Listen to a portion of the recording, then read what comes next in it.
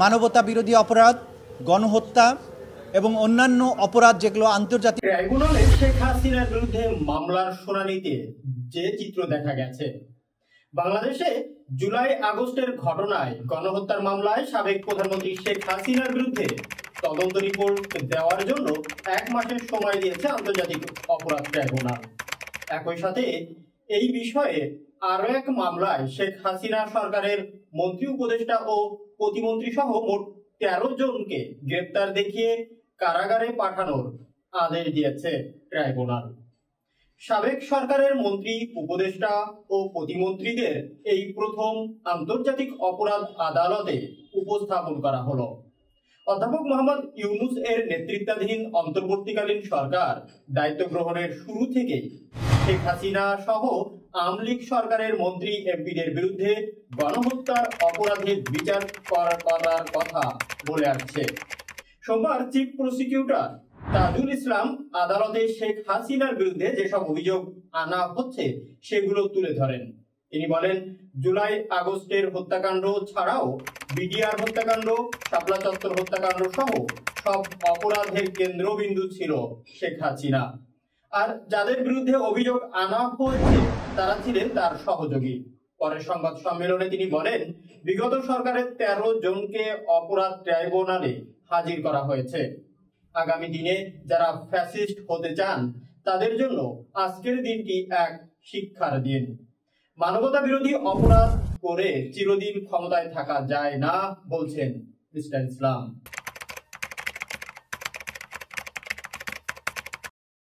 আন্তর্জাতিক অপরাধ আদালতে শেখ হাসিনা সরকারের মন্ত্রী ও উপদেষ্টা এবং প্রতিমন্ত্রী সহ মামলার অভিযুক্তদের আনা উপলক্ষে কড়া নিরাপত্তার ব্যবস্থা করা হয়।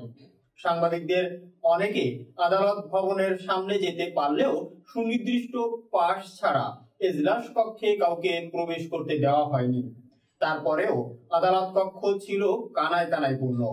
বাংলাদেশের মুক্তিযুদ্ধের সময় মানবতা বিরোধী অপরাধের মামলায় সাজাপ্রাপ্ত প্রয়াত দেলোয়ার হোসেন সাঈদী এর ছেলেকেও দেখা গেছে সেখানে। বেলা 10:30টার দিকে সাবেক সরকারের 13 মন্ত্রী, উপদেষ্টা ও প্রতিমন্ত্রীকে প্রিজন ভ্যানে করে কারাগারে থেকে আদালতে প্রাঙ্গণে আনা হয়। 11:30টার দিকে তাদের আদালত কক্ষে কাঠগড়ায় নেওয়া হয়। নিচে কাঠের রোলিং আর উপরে কাঁচ ঘেরা কাঠগড়ার ভিতরে চেয়ারে বসে আদালত কার্যক্রমের শুনানি শোনেন আসামিরা। আসামিদের মধ্যে আনিসুল হক, সালমান এফ রহমান, রাশেদ খান মেরন, হাসানুল হক ইনু, লেফটেন্যান্ট কর্নেল অবসরপ্রাপ্ত ফারুক খান, তৌফিক এলাহি চৌধুরী, গাজী গোলাম দস্তগীর, কামাল আহমেদ মজুমদার, শাহজাহান খান, সাবেক সচিব জাহাঙ্গীর আলম চৌধুরী, বিচারপতি শামসুদ্দিন চৌধুরী মানিক এবং জুনাইদ আহমেদ পলক কাঠগড়ায় ছিলেন। শুধু দীপুমণিকে কাঠগড়ার বাইরে পাশে একটি চেয়ারে বসে থাকতে দেখা যায়। অপর এক আসামি আব্দুর রাজ্জাক অন্য মামলার রিমান্ডে থাকায় তাকে হাজির করা হয়নি। বেলা 11টায় বিচারকগণ এজলাসে প্রবেশ করলে আদালতের কার্যক্রম শুরু হয়।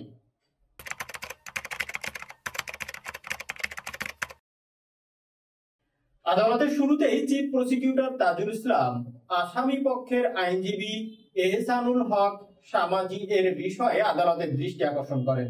মিস্টার সামাজি সাবেক আইন মন্ত্রী আনিসুল হক সহ 5 জনের প্রতিনিধিত্ব করার জন্য এই আদালতে এসেছিলেন।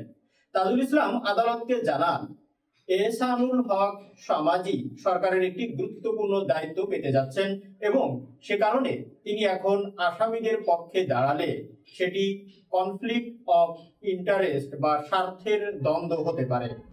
এ কারণে মিস্টার সামাজিকে শুনানি থেকে বিরত থাকার জন্য আদালতের মাধ্যমে অনুরোধ করেন।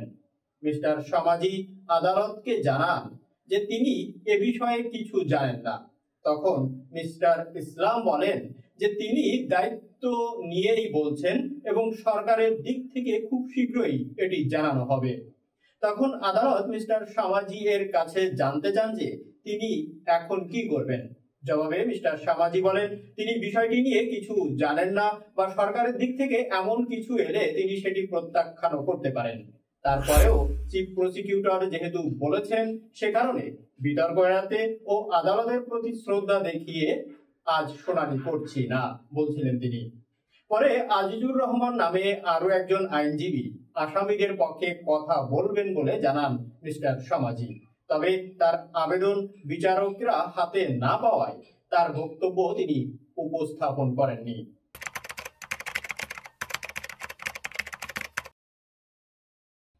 এরপর জুলাই আগস্টের ঘটনায় গণহত্যার মামলার প্রথমটি নিয়ে বক্তব্য উপস্থাপন করেন তাজুল ইসলাম। এ মামলায় একমাত্র আসামি সাবেক প্রধানমন্ত্রী শেখ হাসিনা। সেখানে তিনি বলেন, আওয়ামী লীগ আমলে সব মানবতা বিরোধী অপরাধের কেন্দ্রবিন্দু ছিলেন শেখ হাসিনা। এমন কোনো অপরাধ নেই যা তিনি করেননি। তার উপস্থিত আসামিরা এই সব অপরাধ সংগঠনে সহযোগিতা করে গেছেন। গণহত্যার মধ্য দিয়ে শেখ হাসিনা ক্ষমতা প্রলম্বিত করতে চেয়েছেন। তবে এইসব অপরাধের বিচারিক প্রমাণ সংগ্রহে আরো সময়ের প্রয়োজন উল্লেখ করে তিনি আদালতের কাছে 2 মাসের সময় প্রার্থনা করেন। আদালত 1 মাসের মধ্যে তদন্ত রিপোর্ট আদালতে উপস্থাপনের নির্দেশনা দেন। এরপর মিস্টার ইসলাম দ্বিতীয় মামলায় শেখ হাসিনা পরিবারের সদস্য এবং তার দলের নেতা সহ সাবেক কিছু সরকারি কর্মকর্তার বিরুদ্ধে অভিযোগগুলো উল্লেখ করে তদন্তের জন্য সময় চাইলে আদালত 1 মাস সময় দেন। প্রসঙ্গত, এর আগে আন্তর্জাতিক অপরাধ ট্রাইব্যুনালে শেখ হাসিনা ও ওবায়দুল কাদের সহ 46 জনের বিরুদ্ধে গ্রেপ্তারি পরোয়ানা জারি করা ছিল। তাদের মধ্যে বিভিন্ন মামলায় গ্রেপ্তার হয়ে কারাগারে থাকা 14 জন ট্রাইব্যুনালে হাজির করার নির্দেশ দেওয়া হয়েছিল। প্রসিকিউশন এর আবেদনে এই 14 জনের মধ্যে উপস্থিত 13 জনকে গণহত্যা মামলায় গ্রেপ্তার দেখিয়ে কারাগারে পাঠানোর আদেশ দেওয়া হয়। এ পর্যায়ে আদালত চিফ প্রসিকিউটর তাজুল ইসলামের কাছে শেখ হাসিনাকে গ্রেপ্তারি পরোয়ানায় কি হলো জানতে চাইলে মিস্টার ইসলাম আদালতকে জানান যে আইন শৃঙ্খলা রক্ষাকারী বাহিনীর কাছ থেকে তারা জানতে পেরেছেন যে তিনি ভারতে পালিয়ে গেছেন। সেজন্য এখন ইন্টারপোলের রেড নোটিশ জারির প্রক্রিয়া চলছে। এরপর ভারতের সাথে যে বন্দী প্রত্যার্পণ চুক্তি আছে সে অনুযায়ী শেখ হাসিনাকে ফিরিয়ে দিতে ভারতকে অনুরোধ জানাবে সরকার। এর মধ্যে কাঠগড়া থেকে 2 বার সাবেক শিল্প প্রতিমন্ত্রী কামাল আহমেদ মজুমদার দাঁড়িয়ে মাননীয় আদালত শব্দগুলো উচ্চারণ করলেও তা আদালতের দৃষ্টিতে আসেনি। কাছে থাকা একজন পুলিশ সদস্য এগিয়ে মিস্টার মজুমদারকে তার চেয়ারে বসিয়ে দেন। মামলার কার্যক্রম শেষ হলে আদালত আসামিদের সাথে তাদের স্বজন ও আইনজীবীদের সাক্ষাতের অনুমতি দেন। এরপর ট্রাইব্যুনালের চেয়ারম্যান বিচারপতি মোহাম্মদ গোলাম মর্তুজা মজুমদার সহ বিচারকগণ এজলাস ছেড়ে যান। পরে বেলা 1:20 দিকে কারাগারে নেওয়ার উদ্দেশ্যে আবারও প্রিজন ভ্যানে তোলা হয় গত আওয়ামী লীগ সরকারের 9 জন মন্ত্রী সহ 13 জন আসামিকে। প্রসঙ্গত, 1971 সালের মুক্তিযুদ্ধের সময় সংগঠিত মানবতা বিরোধী অপরাধ বিচারের জন্য 2010 সালে আন্তর্জাতিক অপরাধ ট্রাইব্যুনাল গঠন করা হয়েছিল। এখন আওয়ামী লীগ সরকারের পতনের পর গত জুলাই এবং আগস্টের আন্দোলন সময়ে সংগঠিত ঘটনাকে গণহত্যা হিসাবে বর্ণনা করে এই আদালতে শেখ হাসিনা সহ আওয়ামী লীগের সরকারের মন্ত্রী সহ সংশ্লিষ্ট বিচারের কথা বলা হচ্ছে সরকারের পক্ষ থেকে। গত 17 অক্টোবর শেখ হাসিনা সহ 46 জনের বিরুদ্ধে মানবতা বিরোধী অপরাধের অভিযোগে গ্রেপ্তারি পরোয়ানা জারির মধ্য দিয়ে আন্তর্জাতিক অপরাধ এই ট্রাইব্যুনালের বিচারিক কার্যক্রম